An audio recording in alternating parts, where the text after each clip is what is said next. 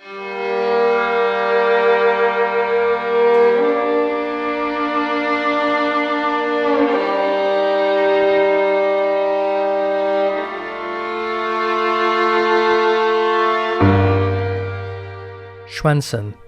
a small remote village located in the region of Dalarna in Sweden, is probably a place that you've never heard of before.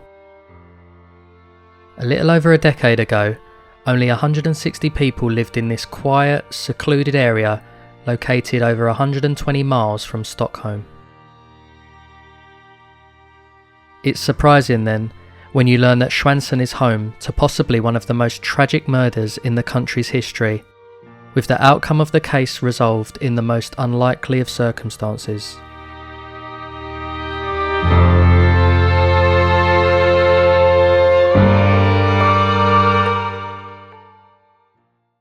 On Saturday, the 5th of April 2008, 10-year-old Engla Höglund had just finished her football practice for the day in a nearby field in Stjärnsund and was ready to return home. Being less than 3 miles away from her house and knowing that her bike was stored at the local community centre near to the field, Engla called her mother to ask if she could ride home that day rather than be picked up as usual. Engla pleaded with her mother, Carina Höglund, to let her take the journey alone, to which she eventually agreed, but only on the condition that she would call her mobile every 10 minutes, just in case she changed her mind along the way. During Engla's ride home, Carina rang her mobile to check how she was doing as promised. After speaking with her daughter and estimating that she was roughly 20 minutes away from the house, she decided not to call again to allow her some independence. As time went by, Carina began to worry when Engla didn't arrive home as planned. She called her daughter's phone, but this time Engla didn't answer.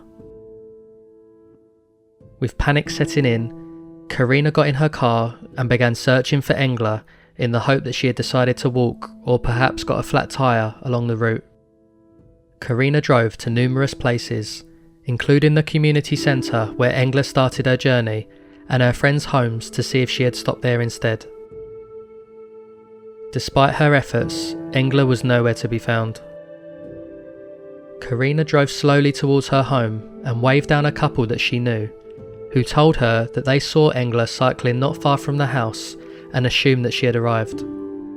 Continuing down the route, Carina stopped when she noticed something in the woods.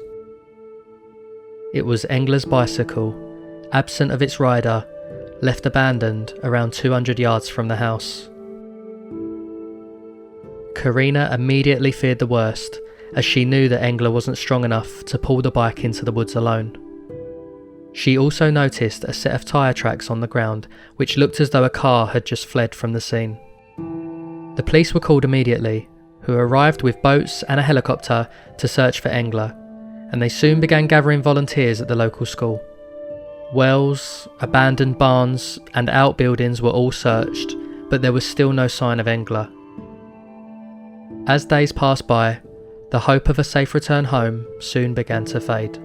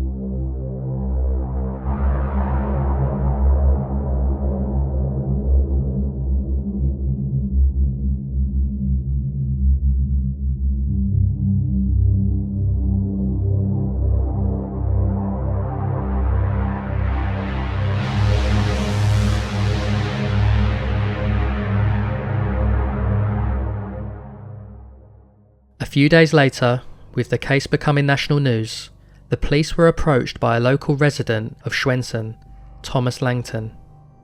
Thomas explained to officers that he believed he had evidence as to what happened to Engla that afternoon, and that he had obtained it accidentally through sheer coincidence. At around 2 p.m, Thomas and his wife, along with another couple, were out for a walk in the area. Since it was a nice day, Thomas decided to bring with him his new digital camera, which he had only just recently purchased, to test it out for the first time. At roughly 2:16 p.m, Thomas sees Engla riding towards him along the road, so decides to take a few pictures of her to test how the camera reacts to objects moving at speed. No more than 55 seconds later, at 2:17 p.m, a red Saab 900 car drives down the same road towards Thomas, to which he again decides to take a picture to test the camera's capabilities. Unbelievably, both of these photos came out almost perfect, with sharp images of both Engla on her bike and the car, including the number plate and even the driver inside. Upon realising that the photos he took were of Engla, Thomas provided them to the police. Due to what must have been a complete lack of awareness, one of the officers working on the case contacted the owner of the Saab and began asking him if he had seen anything strange along his journey that day, despite the fact that he was a potential suspect. Unbeknownst to him, this man had a violent criminal past, and he now knew that the police were looking for him. The man in question was Anders Eklund, a 42-year-old truck driver from the nearby province of Gästrikland, who had previously been imprisoned for multiple offences. Those who knew Eklund outside of his criminal past would provide differing opinions of him, from social and friendly to a miserable sex felon, the latter of which would soon become the more nationally recognised of the two. Eklund had previous run-ins with the police as early as 1994, with multiple attempts of sexual assault, stealing girls' underwear from a school, buying alcohol for children, and even strangling attempts on women.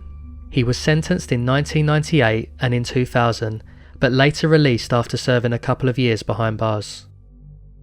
On the 4th of June 2000, 8 years earlier, 31-year-old Engla Höglund was found murdered in Falun, roughly 28 miles from Stjärnsund. She had been beaten and strangled just a few yards from her mother's home, where she was celebrating her birthday. Her murder was witnessed by a 16-year-old girl in a taxi who saw a man on top of her on the path below a bridge she was travelling over. Once she got home, she raced back with a few friends to the location of the attack, but only found discarded clothes and no body. The police managed to find Pennilla's corpse later that day, where she lay naked in the woods nearby. The witness described the man to the police as having a large stomach and a double chin, and looked like a stereotypical truck driver. Police investigating Pennilla's murder made several arrests and produced a list of 64 potential suspects from Gävleborg and Dalarna, but the case went cold, and for some reason the list of suspects from Gävleborg were never looked into. In 2006 and 2007, police received tips naming Pennilla's murderer, but both of these were ignored and never followed up. These tips, however, would prove to be correct. Police soon arrested Eklund and brought him in for questioning. He originally denied having anything to do with Engla's disappearance, or that he had even seen her on the day that she went missing. However, after a few days of interrogation, police found blood on the back seat and in the boot of his Saab. His tyres also matched the tracks which had been left at the scene where Engla's bike was abandoned.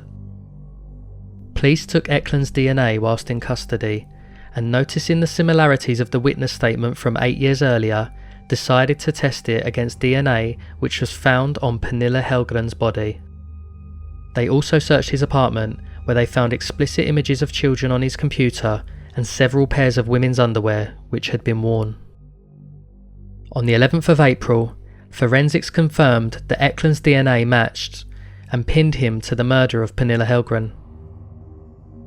Using this information, police managed to get a confession from Eklund, but not just for the murder of Engla. Anders Eklund, now cornered by the police, also confessed that he had murdered 10-year-old Engla Höglund, and that he would take them to where he hid the body. Eklund led police to an isolated wood area, where they discovered Engla's remains. According to police accounts, Engla's corpse was unrecognisable and was only identified through dental records. She had been sexually assaulted, beaten and strangled before being burnt with gasoline. Eklund described how, whilst driving down a small road into the woods, he saw Engla on her bicycle and stopped to talk to her. In an attempt to get away from him, he claimed that Engla kicked his leg, which sent him into a rage. He pulled her into his car and drove off, before abusing, murdering and ditching her in a secluded area. It later emerged that due to the accidental tip-off from the police officer earlier in the case, Eklund had attempted to clean his car of any incriminating evidence. However, some of her blood still remained in the Saab. Eklund was later sentenced to life in prison for both the murders of Engla Höglund and Engla Höglund on the 6th of October 2008.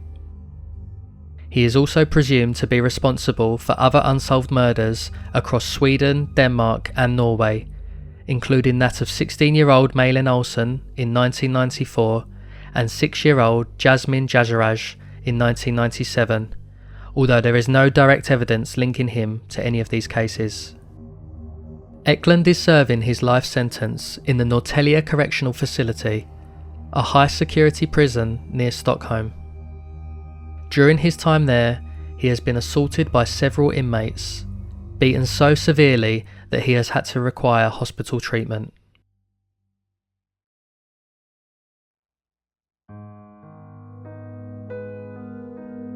Engla Höglund's funeral was broadcast on national TV in Sweden, as the nation mourned over her tragic death.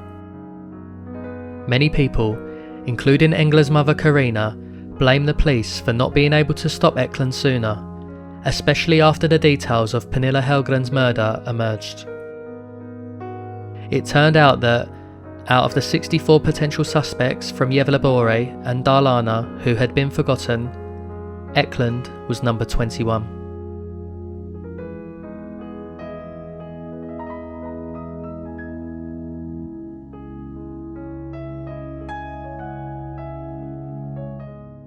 The murders of Engla Höglund and Engla Höglund stand as two of the most tragic in the nation's history, with many people believing that their deaths could have been prevented had the police followed up on information provided to them in the past. Eklund may have gone on to commit more crimes of this nature, and this case could have remained unsolved forever, had it not been for the unlikely event of one man and his camera.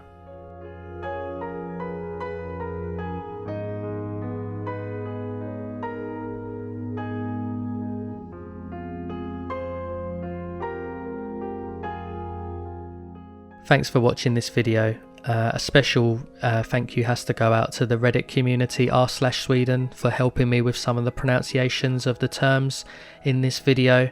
I've probably not done a very good job in pronouncing them correctly, but you guys were a lot of help, so many thanks to that community. If you did enjoy this video and you want to see more videos like this, please like and subscribe, and hopefully I'll see you in the next one. Thank you.